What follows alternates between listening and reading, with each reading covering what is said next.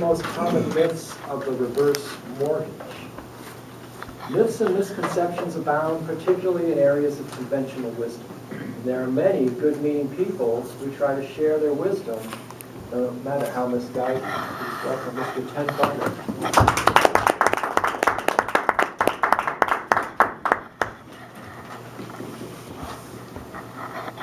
Good evening, everyone. If what you thought you knew turned out to be wrong, when would you like to know it? Sooner or later?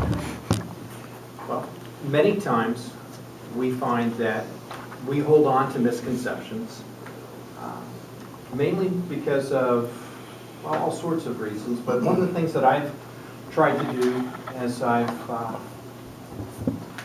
grown and continue to learn is to try and keep an open mind and realize that what I know is going to be changing the more I learn. And it's really interesting that ego can create such a hindrance to that process, because we as human beings can sometimes become very fearful on any idea that what we might know might not be correct. And we really hold on to things much stronger than we might if we were willing to keep an open mind. I've had an opportunity to work with hundreds of families, teaching them about a program called the FHA Reverse Mortgage. And it's interesting how often the same misconceptions come up over and over again.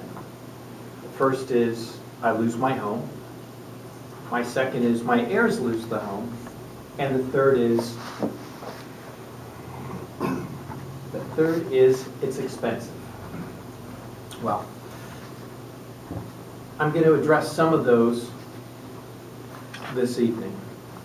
First of all, no, you don't lose your home. Just as anyone who has a mortgage, a conventional mortgage, does not lose their home. There may be a lien against your property, but you own the home. You retain title. And with this program, you can sell your home at any time. You can pay it off in part or in full. But you don't lose your home. Now, with a conventional mortgage, you can lose your home by not making payments. You go into default. One thing about the FHA reverse mortgage is you don't make any payments, so you can't go into default for not making a payment. But as with a conventional mortgage, if you fail to do things like, let's say, pay your property taxes, the county will come and collect and foreclose on your home, and you could lose your home that way, both in a conventional mortgage as well as in a reverse mortgage. The second misconception, that your heirs will lose the home. Well, who gets your home really has to do with what you set up in your will or trust. And the house will go to whomever you dictated. And they're going to inherit that property. And if you have a mortgage, they're going to inherit the mortgage along with that piece of property. And the reverse mortgage works the exact same way. The bank doesn't want your house. The government doesn't want your house.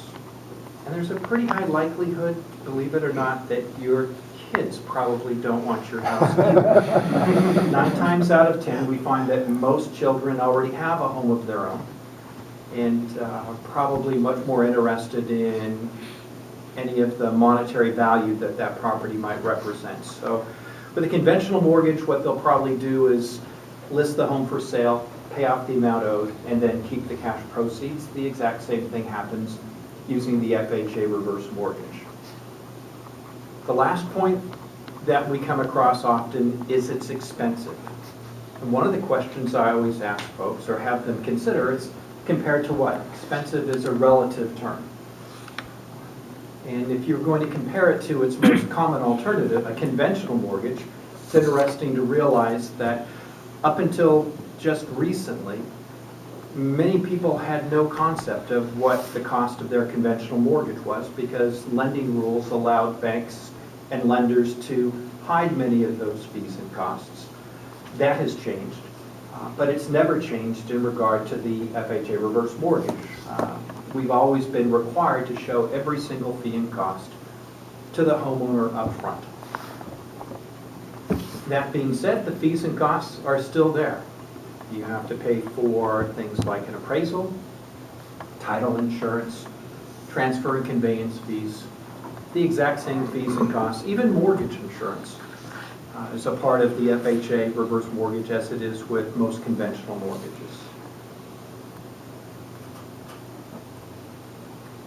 But what I really want to stress, more than anything, is to keep an open mind and don't rely on hearsay for our facts.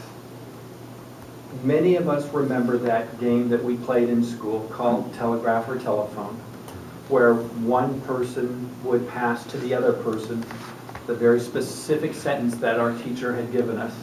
And by the time it got around through the group, lo and behold, it was quite a bit different than what it originally was.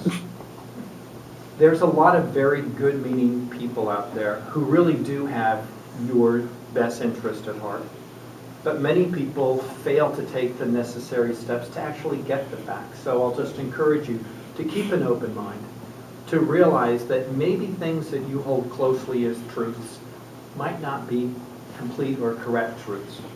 And be fearless and let go of your innate desire to continue to believe in things that you have not checked out. Thank you.